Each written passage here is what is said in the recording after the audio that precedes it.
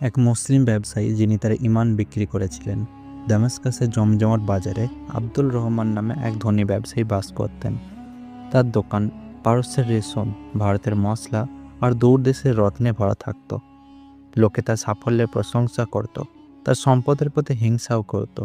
কিন্তু সম্পদ আব্দুল রহমানের মনের একটি বিপজ্জনক পরিবর্তন এনেছিল। তিনি সম্মানের চেয়ে সোনাকে, নামাজের চেয়ে লাভকে আর সাহসের চেয়ে সুখকে বেশি মূল্য দিতে শুরু করেছিলেন। এক সন্ধ্যায় যখন শহর নামাজের জন্য প্রস্তুতি নিচ্ছিল, এক রহস্যময় লোক তার দোকানে এলো। তার কথা ছিল ফিসফিসে, তীক্ষ্ণ ছুরির মতো। ক্রুসেডাররা শক্তি সংগ্রহ করছে, তাদের তোমার মতো লোকের দরকার, প্রভাবশালী আর ধনী। আমাদের সাহায্য করো, তাহলে তুমি এমন সম্পদ পাবে যা দামেস্কাস কখনো দেখেনি। আব্দুল রহমানের চোখ ঝলকালো। ভয় আর লোভ তার বুকে যুদ্ধ করছিল। তিনি জানতেন ক্রুসেডাররা ইসলামের শত্রু, যারা জেরুসালেমে নিরীহ মানুষদের হত্যা করেছেন। তবু আরও সম্পদ আর সিরিয়ার সবচেয়ে শক্তিশালী ব্যবসায়ী হবার চিন্তা তাকে টানছিল। রহস্যময় লোকটি একটি ভারী থলি টেবিলে রাখল। সোনার মুদ্রার শব্দ আব্দুল রহমানের কানে সঙ্গীতের মতো বাজল। আজ সোনা, লোকটি বলল, আর আগামীকাল একটা গোটা রাজ্য। আব্দুল রহমানের হাত কাঁপছিল যখন তিনি থলির দিকে হাত বাড়ালেন। ঠিক তখনই মসজিদ থেকে নামাজের আজান ভেসে এলো। আল্লাহু আকবার, আল্লাহু আকবার। তিনি থমকে গেলেন। এক মুহূর্তের জন্য তার আত্মা চিৎকার করে বলল, এই মুহূর্তেই সিদ্ধান্ত নাও, আল্লাহ নাকি দুনিয়া। তিনি সোনার দিকে তাকালেন, তারপরে মসজিদের দিকে তাকালেন, আর তারপর আব্দুল রহমানের আঙুল থলির ওপর শক্ত হয়ে গেল। মুদ্রাগুলো ভারী ছিল, কিন্তু তার সিদ্ধান্ত ছিল আরও ভারী। তিনি ফিস করে বললেন, এটা শুধু ব্যবসা। আমি আমার লোকের বিরুদ্ধে তলোয়ার তুলছি না, আমি শুধু ছায়ার মধ্যে থেকে সাহায্য করছি। কেউ জানবে না। রহস্যময় লোকটি চোখ ঝলকালো। ভালো, তাহলে আমরা একে অপরকে বুঝেছি। সেই রাতে আব্দুল রহমান তার বিশাল উঠোনে একা বসেছিলেন, সোনার থলির দিকে তাকিয়ে। আজান আবার ভেসে এলো, কিন্তু তিনি নড়লেন না। বছরের পর বছরের প্রথমবার তিনি ইচ্ছাকৃতভাবে নামাজ ছাড়লেন। দিন গড়িয়ে সপ্তাহ হলো। আব্দুল রহমান গোপনে ক্রুসেডারদের কাছে খবর পাঠাতে লাগলেন, কোন পথ নিরাপদ তা জানালেন। এমনকি গোপনে খাবার আর অস্ত্রও বিক্রি করলেন।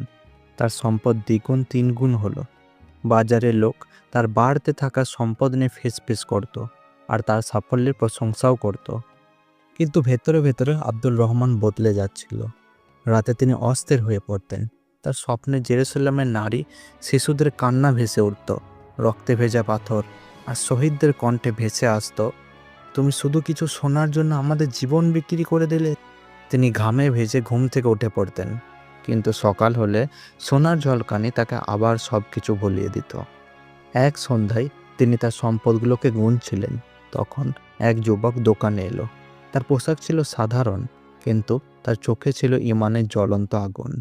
সে আব্দুল রহমানকে সালাম দিয়ে নরম কণ্ঠে বলল, লোকে বলে তুমি খুব ধনী হয়েছ হে ব্যবসায়ী, কিন্তু বলো আমায়, যখন তুমি তোমার আল্লাহর সামনে দাঁড়াবে, তুমি তাকে কি তোমার সোনা দিয়ে সন্তুষ্ট করতে পারবে? আব্দুল রহমানের মুখ লাল হয়ে গেল। তিনি জোর করে হাসলেন, যুবককে বিদায় করলেন, কিন্তু সেই কথাগুলো তার মনের মধ্যে তীরের মতো বাঁধল। সেই রাতে রহস্যময় লোকটি আবার ফিরে এলো, এবার জরুরি খবর নিয়ে। ক্রুসেডাররা শীঘ্রই যাত্রা করবে, তাদের পাহাড়ি পথে সঠিক রাস্তার সন্ধানের দরকার। এটা করো, তাহলে তোমার সম্পদ চিরকালের জন্য নিশ্চিত হয়ে যাবে। আব্দুল রহমানের হৃদয় ধড়ফড় করছিল। তিনি জানতেন রাস্তা দেখানো মানে এমন বিশ্বাসঘাতকতা যেখান থেকে আর কখনো ফিরে আসা যাবে না। তবু লোভের ভার তার বিবেকের ফিসফিসের চেয়ে বেশি শক্তিশালী ছিল। তিনি লোকটির দিকে তাকালেন, সোনার দিকে তাকালেন, আর ধীরে ধীরে তিনি মাথা নাড়লেন। সিদ্ধান্ত নেওয়া হয়ে গিয়েছিল। আব্দুল রহমান ক্রুসেডারদের গোপন পাহাড়ি পথ দিয়ে গাইড করতে রাজি হলেন। তার জানা পথের সাহায্যে শত্রুরা মুসলিম শিবিরে অপ্রস্তুত অবস্থায় হামলা করতে পারবে। রাত ছিল অন্ধকার। তিনি কালো পোশাক পরে দামেস্কাসে বেরিয়ে গেলেন। তিনি ক্রুসেডারদের কয়েকজন গুপ্তচরকে সৌর পথ দিয়ে নিয়ে গেলেন। ঘোড়ার খুর পাথর ভাঙছিল, আর মশালের আলো পাহাড়ের গায়ে শয়তানের চোখের মতো জ্বলছিল। যেতে যেতে আব্দুল রহমানের মন দ্বিধায় ভরে গেল। কেউ জানবে না, কেউ কখনো জানবে না। আল্লাহ মেহেরবান, তিনি নিজেকে বলতে লাগলেন। কিন্তু ভেতরে ভেতরে তার প্রতিটা পদক্ষেপের ভার তিনি টের পাচ্ছিলেন, যেন পাহাড় নিজেই তার সাক্ষী। শেষ পথে পৌঁছে ক্রুসেডারদের নেতা তার কাঁধে হাত রাখল। তুমি ভালো কাজ করেছ ব্যবসায়ী, কাল তোমার লোকেরা ধ্বংস হবে আর তুমি তোমার পুরস্কার পাবে। আব্দুল রহমান জোর করে হাসলেন, কিন্তু তার বুকের ভেতর ঝড় বইছিল। পরদিন সকালে মুসলিম সেনারা বেরিয়ে পড়ল, জানতো না যে শত্রু ইতিমধ্যে তাদের পথ জেনে ফেলেছে। ফাঁদ পাতা হলো, সৈন্যরা ছিন্ন ভিন্ন হলো, উপত্যকা রক্তে ভিজে গেল। খবর ছড়িয়ে পড়ল যে কেউ তাদের বিশ্বাসঘাতকতা করেছে। দামেস্কাস ফিস করা শুরু করলো, যা ধীরে ধীরে অভিযোগের রূপ নিল।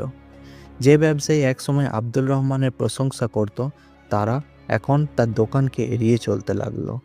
রাস্তায় শিশুরা তাকে দেখিয়ে আঙুল তুলল। তারপর একদিন হামলা থেকে বেঁচে ফেরা এক সৈন্য বাজারে ঢুকে সে চিৎকার করে উঠল, ওই ওই আব্দুল রহমান আমাদের বিক্রি করে দিয়েছে, সে ক্রুসেডারদেরকে আমাদের মৃত্যুর পথ দেখিয়েছে। বাজারে ঝাঁপিয়ে উঠল লোকজন। সবার মুখ ঘুরে গেল, চোখে জ্বলছিল রাগ। আব্দুল রহমান নিজেকে নির্দোষ বলে প্রমাণ করার চেষ্টা করলেন, কিন্তু মুখে সত্যি তার লেখাই ছিল। তার সম্পদ তার নীরবতাকে কিনতে পারে নাই। তিনি বাড়িতে পালিয়ে গিয়ে দরজা বন্ধ করলেন, সোনার থলিকে শক্ত করে ধরলেন, যেন ডুবন্ত মানুষ ভাঙা কাঠের টুকরোকে ধরে। কিন্তু সেই রাতে যখন শহর রাগে ফুঁসছিল, তিনি এমন এক শব্দ শুনলেন যা তার রক্তকে জমিয়ে দিল। দরজায় জোরে জোরে ধাক্কা, ন্যায় বিচারের দাবি উত্তপ্ত কণ্ঠস্বর। আব্দুল রহমান কাঁপতে লাগলেন। তিনি তার সোনার থলি নিয়ে মরুভূমির দিকে পালানোর জন্য তৈরি হলেন। কিন্তু একটা থলি তুলতেই তার সেলাই ফেটে গেল, আর সোনার মুদ্রা মেঝেতে ছড়িয়ে পড়ল। সেগুলো ছায়ার দিকে চলে গেল, শিকলের মতো ঝনঝন শব্দ করে। সেই মুহূর্তে আব্দুল রহমান অবশেষে বুঝতে পারলেন যে তার সম্পদ আসলে কি ছিল। তার ধন ছিল না, ছিল অভিশাপ।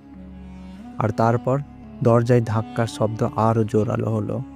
রাতের বাতাসে চিৎকার ভেসে এলো, বিশ্বাসঘাতককে বের করো, সে আমাদের ভাইদের রক্ত সোনার বিনিময়ে বিক্রি করে দিয়েছে। আব্দুল রহমান ছেঁড়া থলিটা শক্ত করে ধরলেন। সোনার মুদ্রাগুলো তার আঙুলের ফাঁক দিয়ে জলের মতো গড়িয়ে গেল। আতঙ্ক তাকে গ্রাস করল। তিনি পিছনের দরজা দিয়ে দৌড়ালেন, অন্ধকার গলিতে পালানোর আশায়। কিন্তু দরজা খুলতেই তিনি পালানোর পথ পেলেন না। সেখানে দাঁড়িয়ে ছিল সৈন্যরা তলোয়ার হাতে, চোখে রাগ নিয়ে। কোথায় পালাবে আব্দুল রহমান? একজন বলল, তুমি তোমার আত্মা মুদ্রার বিনিময়ে বিক্রি করেছ, এখন তার মূল্য চোখাও। তারা তাকে রাস্তায় টেনে নিয়ে গেল। লোকে তার দিকে থুতু ফেলল, শিশুরা পাথর ছুড়ল, নারীরা তাকে শহীদদের সাথে বিশ্বাসঘাতকতার জন্য অভিশাপ দিল। তার দামি পোশাক ছিঁড়ে গেল, আর তার সম্মানও চূর্ণ হলো। শহরের চত্বরে তিনি হাঁটু গেড়ে বসে পড়লেন। বছরের পর বছরে প্রথমবার তার চোখে অশ্রু গড়ালো। তিনি হাত তুলে কাঁদলেন, ইয়া আল্লাহ, আমাকে মাফ করো। আমি অন্ধ হয়ে গিয়েছিলাম। আমি দিনের ওপর দুনিয়াকে বেছে নিয়েছিলাম। আমি আমার ঈমানকে বিক্রি করেছিলাম। এখন আমার আর কিছুই নাই। কিন্তু তখন অনেক দেরি হয়ে গিয়েছিল। যে সোনাকে তিনি পুজো করতেন তা এখন ধুলোয় ছড়িয়ে পড়ল, রাগী জনতার পায়ের পিষ্ট হলো।